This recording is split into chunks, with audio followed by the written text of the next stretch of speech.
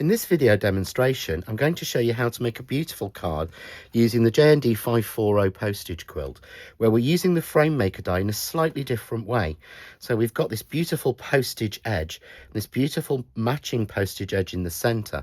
But of course, those dies don't exist. We're using the actual frame to create them, as well as putting a beautiful center in with the sort of like very, very elegant deer from just the panel in there. And of course, you can do a 4-panel to fit in there as well. But let's see how this card was made.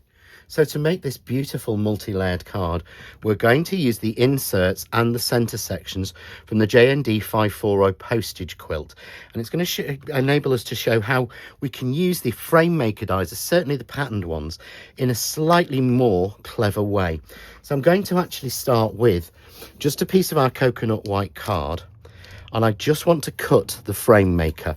Nice and simple, cut straight into that. We'll just cut that in one piece. So there's our piece cut. And of course, we take this out. We get a beautiful frame maker. We get a beautiful frame that we can use for other projects as well with this gorgeous postage edge. And we get the middle section. And we're going to use both of these, but not in the normal way. So next I want to do is to use the inserts, but again, not as in inserts with the piece.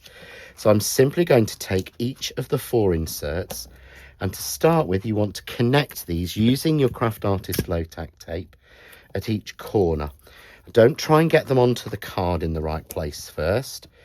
You're going to connect them, first of all, to make yourself the square die. That's the best way to make sure you can get that evenly onto a piece of card. So I'm going to pull that 4th section together.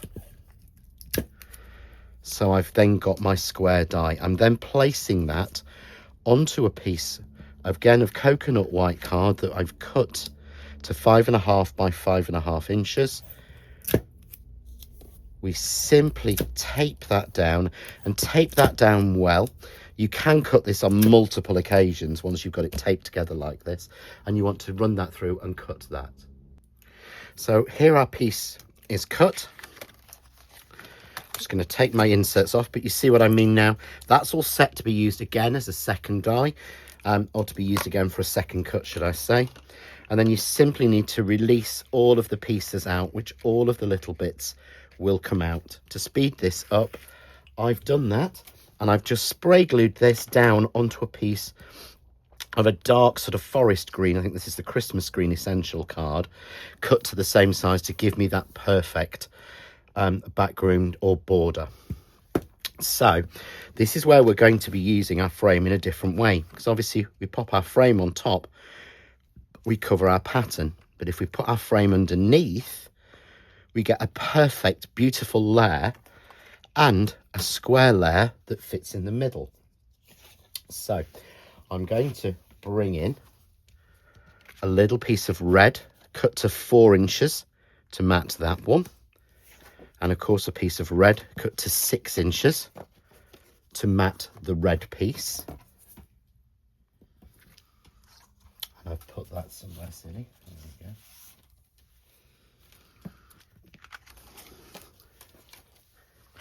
And here we go. I've matted that onto the 6-inch piece there, just like that. So I'm going to start by building this up. So I'm going to take some foam tape and just put it all the way around. And when you're using a piece like this, you have to remember the levels of foam tape that you've actually used. So this is one layer, and I'm going to pop this on nice and evenly against this red 6-inch square. And then I'm putting a piece in the middle, because if I don't, there'll be nothing to support and it will dip. So then we're going with our next layer. And again, I've got a red layer to go on that. So I've cut a red layer that is just 1/8 of an inch bigger. So we're just going to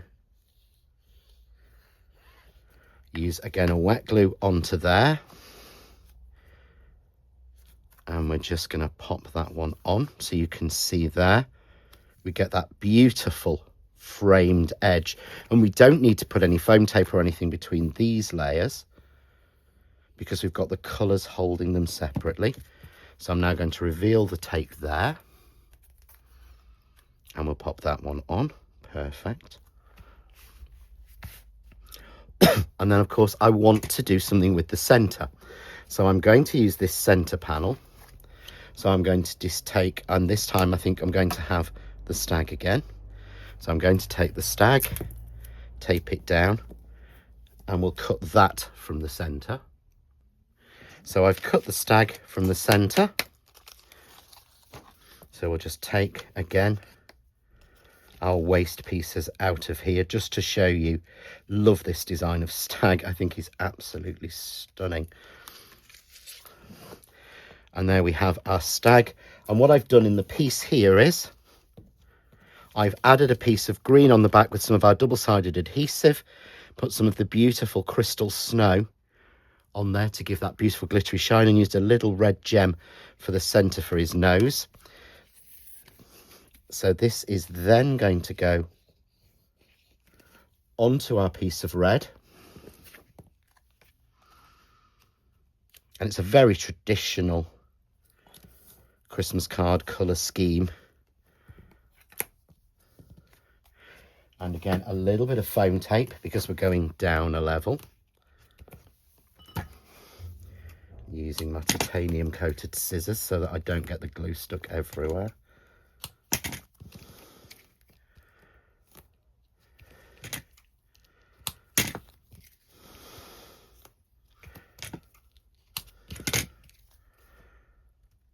There we go. And we're going to pop him onto the middle of our card. So removing the tape, and this is only 2mm deep foam tape, but can you see it fits exactly in between those patterns? So it fits exactly in between the sections, and then it's simply a case of decorating it. And to do that, I've made up some of the new slimline poinsettia in red and green. So I've used a green layer behind and a red layer in front, because remember, with poinsettia, the petals are actually just leaves coloured differently. So with the 3D glue gel, keeping to that beautiful traditional look,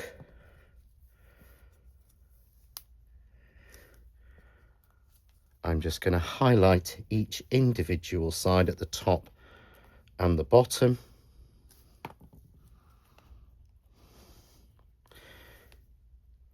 The little collection of the flowers, and you can add a sentiment or anything else that you want onto that. But a really beautiful traditional Christmas card, but made completely differently using frame maker die and the frame maker inserts, giving you a completely different mat and layer that you wouldn't normally get. For more ideas, hints, tips and inspiration, why not visit the John Next Door official page on Facebook.